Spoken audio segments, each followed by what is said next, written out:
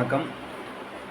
1-5-2025 50வது T20 match RR versus MI. இந்த ரெண்டு டீமுக்கும் நடக்கிற மேட்ச்சில் பாசிபிள் 11 ஆர்ஆரில் யாருன்னு பார்த்தீங்கன்னா ஜெய்ஸ்வால், சூரியவன்சி, நிதிஷ் ராணா, ஜூரல், ஹெட்மயர், டூபே, அசரங்கா, ரியான் பராக், ஆர்ச்சர், தீக்ஷனா, சந்தீப் சர்மா, யுத்வீர் சிங் வந்து இம்பாக்ட் பிளேயராக வரதுக்கான சான்ஸ் இருக்குது. இவங்கெல்லாம் விளையாடுறதுக்கான பாசிபிள் 11 வந்திருக்காங்க. எம்ஐயில் யாரான்னு பார்த்தீங்கன்னா ரோஹித் சர்மா, ரிக்கல்டன், சூரியகுமார் யாதவ், திலக் வர்மா, என்திர், ஹர்திக் பாண்டியா, வில் ஜாக்ஸ், சீப் போஜ் இல்லை சாண்ட்னர். இந்த ரெண்டு பேரில் யாரோ ஒருத்தர் வருவாங்க.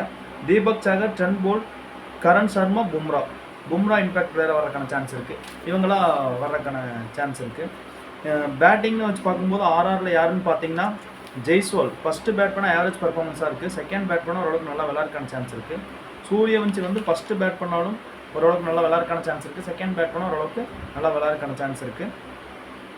நிதிஷ் ராணா வந்து பார்த்தீங்கன்னா ஃபஸ்ட்டு பேட் பண்ணாலும் செகண்ட் பேட் பண்ணாலும் ஆவரேஜ் பர்ஃபார்மன்ஸாக இருக்கும்.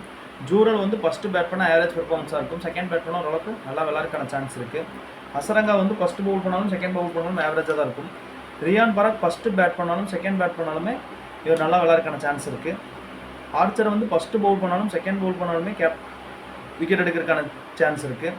தீக்ஷனா வந்து பார்த்தீங்கன்னா ஃபஸ்ட்டு பவுல் பண்ணாலும் விக்கெட் எடுக்கிறதுக்கான சான்ஸ் இருக்குது. செகண்ட் பவுலிங் அந்தளவுக்கு இருக்காது. சந்தீப் சர்மா ஃபஸ்ட்டு பவுல் பண்ணாலும் செகண்ட் பவுல் பண்ணாலுமே ஒரு நல்ல பவுலிங் விக்கெட் எடுக்கிறதுக்கான சான்ஸ் இருக்குது. யுத்வீர் சிங் வந்து பார்த்தீங்கன்னா ஃபஸ்ட்டு ஆல்ரவுண்டராக பேட்ஸ்மேனாக தெரியல. ஃபஸ்ட்டு இன்னிங்ஸாக இருந்தாலும் ஆவரேஜ் பர்ஃபார்மன்ஸாக இருக்கும். செகண்ட் இன்னிங்ஸ்னால் கேப்டனாக கூடிய சான்ஸ் இருக்குது. எம்ஐயில் யாராருன்னு பார்த்தீங்கன்னா ரோஹித் சர்மா ஃபஸ்ட்டு பேட் பண்ணால் ஒரு 8 மணிக்கு மேலே ஆடுனார்னா ஓரளவுக்கு நல்லா பர்ஃபார்மன்ஸ் பண்ணுறதுக்கான சான்ஸ் இருக்குது. செகண்ட் பேட்டிங்னா ஒரு அரை மணி நேரம், அதுக்கப்புறம் நல்லா விளையாடுறதுக்கான சான்ஸ் இருக்குது. ரிக்கல்டன் வந்து பார்த்தீங்கன்னா ஃபஸ்ட்டு பேட் பண்ணால் ஓரளவுக்கு நல்லா விளையாடுவார். செகண்ட் பேட் பண்ணால் ஆவரேஜாக இருக்கும்.